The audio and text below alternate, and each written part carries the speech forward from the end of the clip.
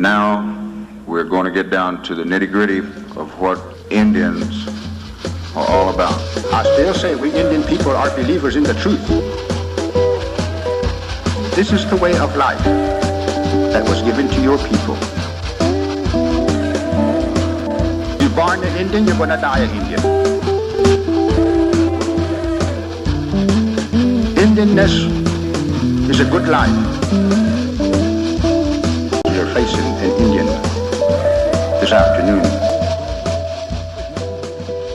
Good Saturday afternoon out there, everyone, and welcome to your number one source for Native American television news, Native News Today. I'm your host, Jason Salzman, from here in the Muskogee Media Studios at our headquarters in Haumpy as we get ready for another episode. I believe this is episode 502, and we are rolling into our next 500, so we'll start off here with a great program we have for you. The next 30 minutes are going to be great. Don't go anywhere and get ready for all the content coming your way. We continue our coverage and our investigation into the deficit that is currently there's a deficit state at the Muskogee Creek Nation Health Services Division. We continue our coverage of that. We'll show you some reports that we've put together in the last couple weeks. If you haven't missed our online coverage, if you have, that's why we have it for you today, but also we want to get people going to our online channel. A lot of coverage on there that you don't see, and it gets to you on a on-demand basis, really, as it's happening, more live content. So that's always great to have. We want to get you all to that online channel, and we'll keep doing that. Also, this week we continue our series with the executive officers named by Principal Chief James Floyd. This week we will be talking with the tribal administrator, and that is Miss Judy Haumpy. Judy has spent several years here at the Muskogee Creek Nation. Started out in food distribution, just trying to figure out problem solving there and advancing that department all the way to now. We talk a little bit about our history, also the confirmation process, what goes into that for the individual that's being confirmed, all of that. So a great conversation with her there as we continue our series with the executive officers. Also, we're going to have some things on the back end. We're very excited too about the progress being made on the river. Flying T is coming up at Riverwalk, and also River Spirit turning into Margaritaville. And as we go to this first break, we want to get you excited about the opening later this year.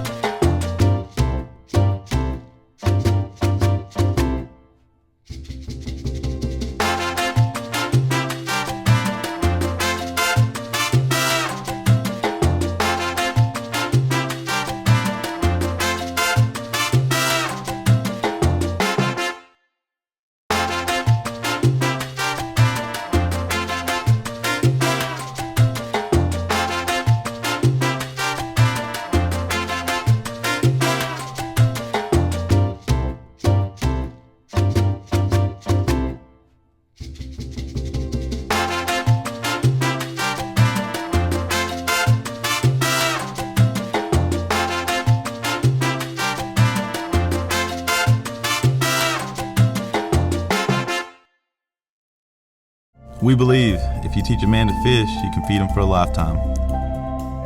We believe that transitioning convicted citizens back into our communities enhances public safety. We believe that every citizen, even ex-prisoners, are important and are capable of change. We believe in reclaiming our citizens and investing them back into a culture that embraces healing and restoration. We believe in reintegration. Looking for your next 18-hole adventure? Then take a look at Fountainhead Creek Golf Club. Nestled in the beautiful confines of Lake Eufaula State Park, large sloping greens and well-placed bunkers characterize the Muskogee Creek Nation's Floyd Farley design course and offers a fine test of skill for any golfer. Stay up on all the latest gear and equipment with a visit to our pro shop. Have lunch at the turn at the Clubhouse Grill. We're waiting to accommodate you at Fountainhead Creek. Give us a call at 918-689-3209 or visit fountainheadgolf.com to book your next round. Fountainhead Creek Golf Club, close to home, far from ordinary.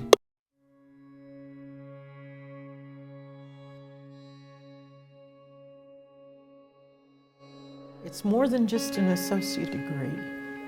It's a life-changing experience. You'll see a lot of cultural features here on the campus. You'll see a symbol of the mound, which goes back to the history of Muskogee people as being in that Mississippian time period, that mound building society. That really welcomes our students whenever they first get here. The college in itself is beyond the building, is the people. They're passionate, very passionate about what they teach, and it shows whenever they're teaching. The instructors and the administration, they really believe in their students here. After a couple classes, I began to notice that it kind of felt as if I were returning back to something that has been lost for like a long time. As I learned more about the history of my people, to discover that there were very many great people that did a lot of good things for their people, for their nations, and that those people were American Indian and Native American, it kind of brings out a sense of pride that was not really there before. There is a future for our people. And welcome back to the program as we get started with her content for this week. And really what we've been trying to do here at Muskogee Media for the last few months is look into the things that the Muskogee Creek citizens are talking about, the issues that are affecting this nation that are on the minds of our citizens, things like that, and their concerns. One of them has been the Division of Health Services here at Muskogee Creek Nation and a suspected deficit that is in that department. We have, for the last couple weeks, reached out to different representatives, branches of government, legislative, executive. What we have for you now is from last week, we do our weekly updates online. And I want to mention this because I want a lot of people out there, if you're not going to our YouTube channel, you need to do that. You just search in Muskogee Media on YouTube. It'll take you to our online channel. Subscribe, and you'll get all of our videos as they're happening. Now, the reason I say this is because the videos that you're going to be getting on our YouTube online channel are more of a right now basis. You're going to see our coverage out at the New Yucca wildfires as the day it's happening, as it unfolds. You're going to see these reports and these bits and pieces of information that we get on the story like health as they unfold. So what you'll see in this next report are two reports basically from the last couple weeks to sort of get you up to speed on where we're at now in the health deficit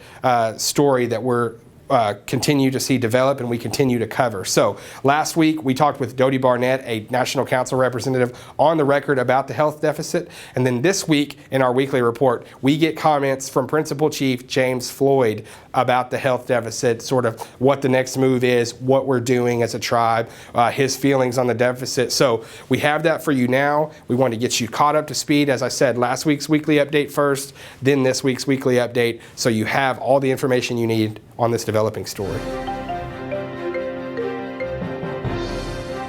And welcome into the Muskogee Media newsroom as we get ready for this week's weekly update. And Jessica, this update has to deal with a developing story that we are covering regarding the financial status of our health division at Muskogee Creek Nation. Right. At the LNC Hugh Committee meeting the other night, there was a vote on the table for funding for a new floor for the dome. Representative James Jennings said during that meeting that he couldn't support that piece of legislation because of the current status of our health department, the financial status. In the archives of that meeting, the audio is available on the National Council website for you to hear that meeting and hear some of the things discussed there as Mr. Jennings made his assertion that the health system is not in good shape financially. So then where does that lead us? After we heard that statement, we reached out to Representative Judy Barnett, who is on the Hugh Committee, and she had these words to say.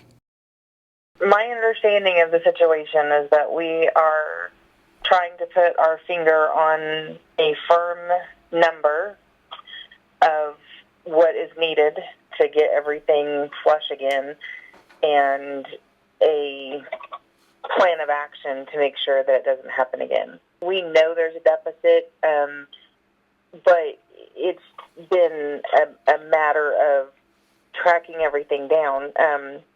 The council was actually left out of the audit process altogether. We had asked to be involved in that yearly audit that was conducted. You know, the tribe has a yearly audit that we do every year, and we had asked to be a part of that meeting when the report came back. We were not at that meeting, and I was told that Chief wasn't at the audit. The previous administration, the previous Chief Tiger, was not at that meeting either. And when we finally got the audit after the elections were over last fall, late last fall, I believe it was late November by the time we got the audit, we knew healthcare had a deficit, but we didn't have a complete picture, and we were waiting for Chief Floyd to come in and delineate everything for us. So as you can see the comments there, Dodie Barnett expressing a concern with the health status and its financial status. We reached out then to several different people. We reached out to Lucian Tiger, the Speaker of the National Council. Lucian Tiger declined comment at this time. And so we also reached out. Who else did we reach out to, Jessica? We reached out to Representative Jennings, and he declined to comment at this time. We also reached out to Hugh chairperson, Representative Johnny Green, and she declined to comment. We've also got a request in to the executive branch for an interview with Chief James Floyd and someone from health that can speak on the matter, as well as some documentation showing the financials for health. Yeah, and we are told that we should have those soon, maybe by the end of next week. So we are staying on this story. We want everybody out there to know that as it develops, we will keep you advised on all of our outlets. Stay with us on Facebook, stay with us on Twitter, stay with the Muskogee Nation News, Native News Today, and all of the Muskogee media outlets, including right here on the online channel. So this has been the weekly update. Keep it right here for all things happening with the Muskogee Creek Nation.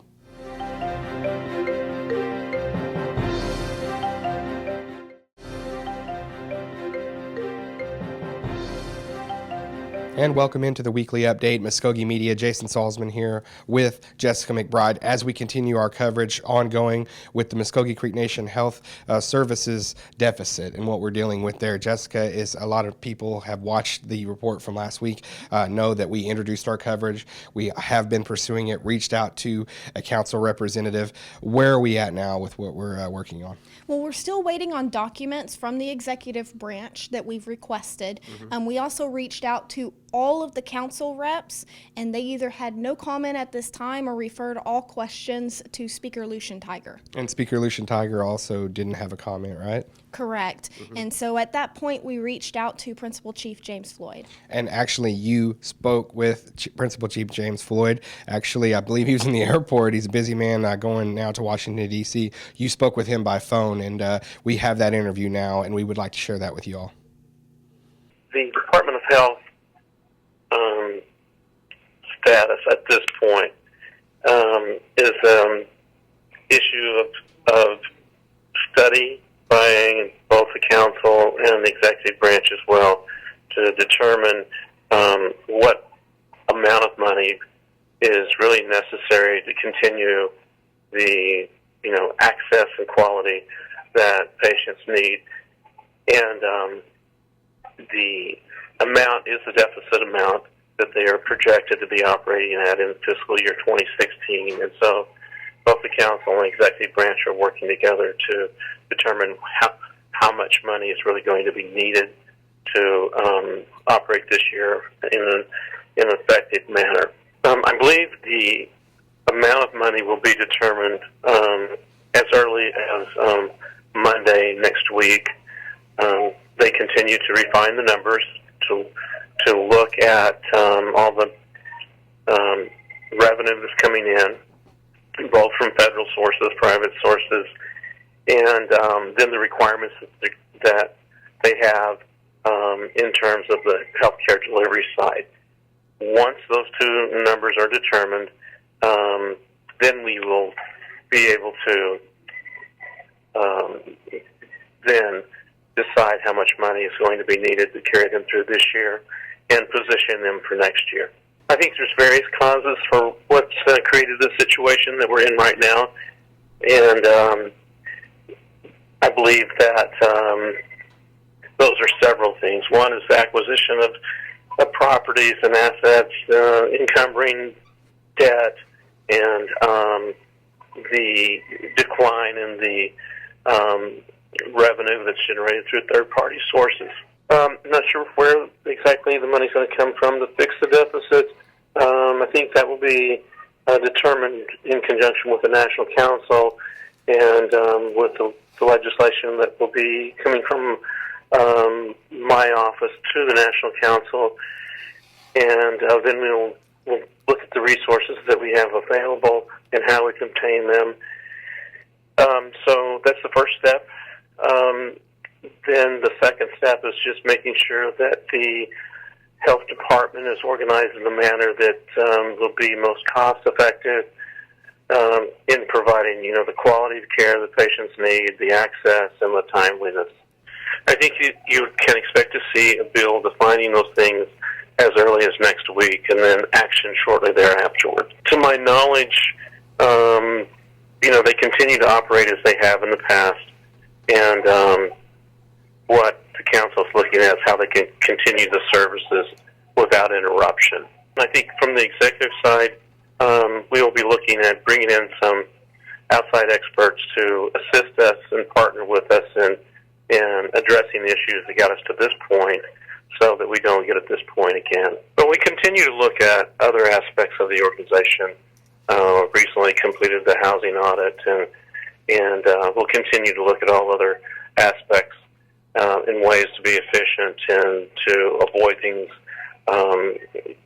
that has affected the health department. The health department budget is very large, and so that in itself is going to that in itself will lend itself to the potential for problems. But at this point, I really don't see anything that has given me indication that this is occurring in other places. Well, I think the citizens should be reassured that both the council and the executive branch are doing their best to make sure that no care is affected adversely in the health department, and they can continue to rely upon it for their care just as they have in the past.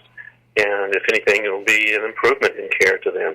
And there you have the comments from Principal Chief James Floyd as we continue our coverage on the health services deficit and his thoughts on that. Jessica, thank you for getting us that interview, and we will continue with our coverage. Keep it right here on the YouTube channel and on Native News Today as well, and in the Muskogee Nation News, all of our outlets here at Muskogee Media. We'll see you guys next week. And our thanks once again to both branches of government there. One of the things I think is, to take away from Principal Chief Floyd's comments is that they are working.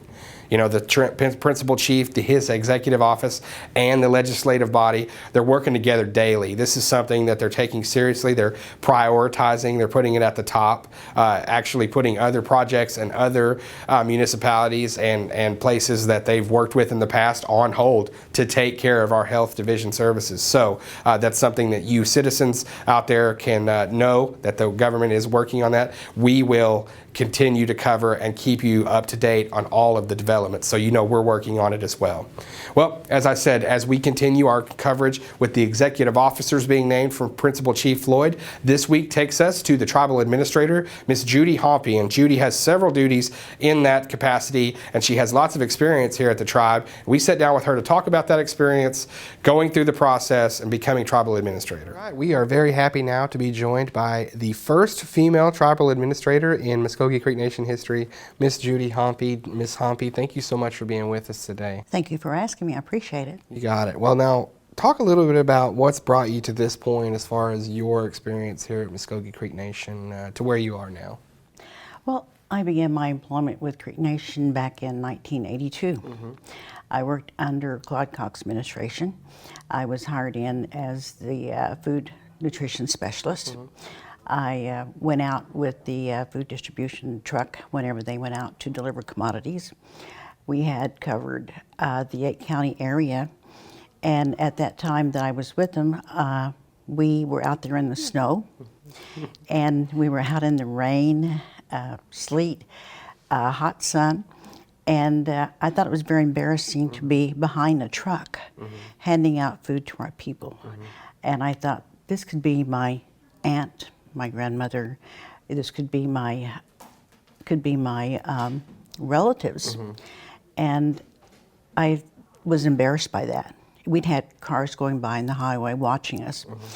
So whenever I had the opportunity years later under Perry Beaver's administration to do something about it, he allowed me to apply for the IHS grant, and I went before the National Council, and they matched the funds, and as a result, today we have the food distribution building. And it must be really something to see where it's come from then for you. Huh? For me, yes. Yeah. It was a great stride to know that, you know, people could drive up now and drive up under the awning and be protected by the elements. So you could say you've had experience in several facets of seeing development of the tribe over the years. Now, talking about specifically your duties as tribal administrator, what do those entail on a day-to-day basis? It entails small things from small things like maybe overseeing a budget, helping someone correct a budget, in addition to trying to find, our tribe has grown so large that we are running out of room. This morning, I was working with the Interior Director, Chris Asbell, trying to locate a room for some of our people. So as a result of that, we're looking at trying to find offices for our staff, because we're just pretty much sitting on each other. So for executive officers, you know, it's a unique process. You know, you're named, and then you have to go before the council for confirmation. For people that wouldn't understand, it's a little strange, I'm sure, to go before a body of people and have them talk about, you know, whether you're going to be confirmed or not. You actually had 4 that voted against your confirmation. Now, what do you do, Ms. Haumpy, when we see that? Is that an opportunity for you to prove yourself, or what was your thinking in that? Well, first of all, you realize that the people that didn't vote for you represent constituency. Right. And from what I understand, their constituency didn't approve of that. So I have to acknowledge that. Yeah. And is it something where, look, I've been at the tribe a little bit, not nearly as many years as you and your experience, but I understand the fact that if you're here long enough, you're going to make some enemies, people out there that think that you don't do that great of a job or something like that. So do you kind of take that and go, well, that happens, but also, you know, it is a chance to really shine and be in a position to where I can kind of prove doubters wrong a little bit?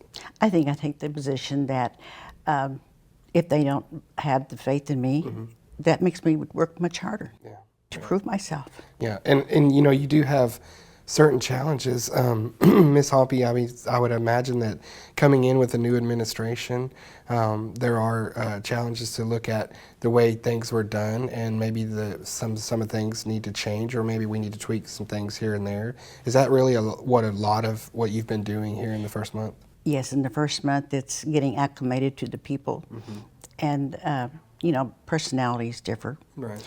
But pretty much we all have the same primary cause, and it's to work for the people. Right. And you mentioned working with Mr. Asbell and working with some of maybe the problems of overcrowding and things like that.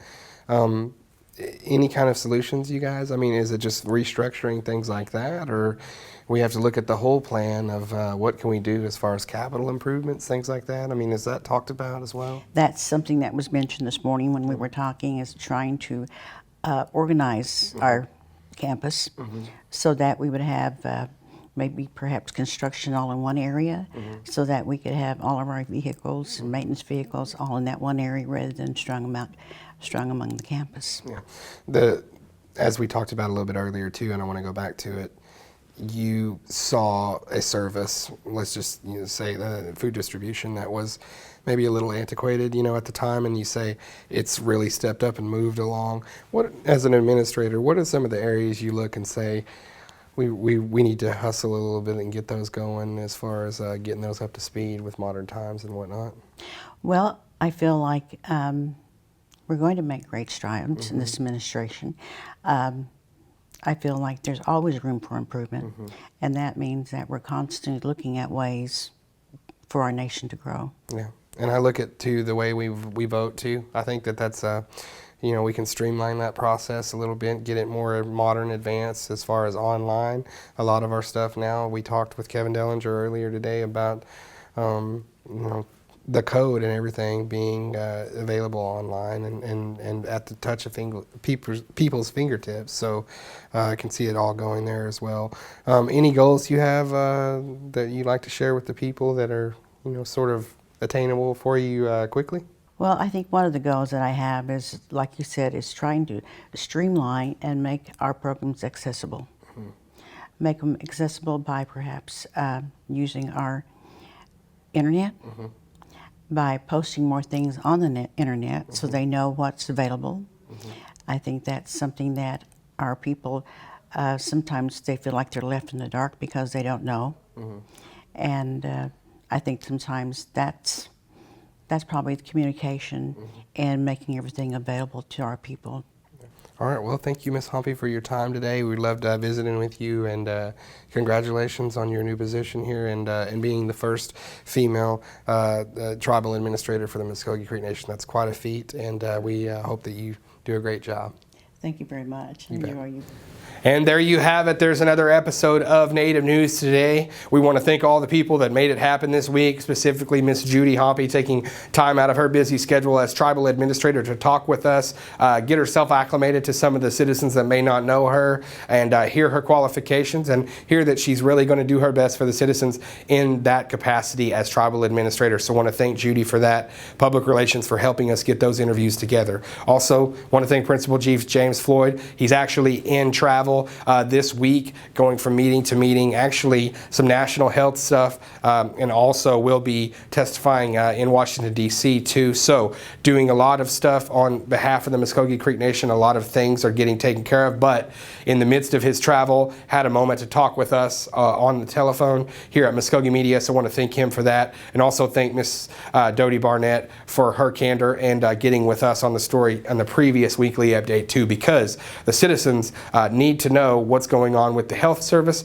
and they also need to know what we're doing about it, things like that. Behind the scenes, things are being planned, things are happening, there's conversations happening, some of them tough, but some of them absolutely necessary. So we're covering all that, keeping you updated, informed on the entire process, and that's what we're to do here at Muskogee Media. We are to take what the citizens are talking about and give them the facts, give them the actual information so that they are informed, that they can know and be a part of their Muskogee Creek Nation democratic process and know what the nation is doing to fix issues. Well, as I said, that's our episode for this week. You can watch our online channel. Want to really get everybody to that. If you can't catch us here on the CW19, catch us online, youtube.com. And as I said, just search Muskogee Media. We'll be the top search that pops up there, and you can go to our online channel, subscribe, get all of our on-demand content. So there's that. There's also our Facebook page. Want to get people still going to the Muskogee Media Instagram at Muskogee Media. Like our photos, share everything,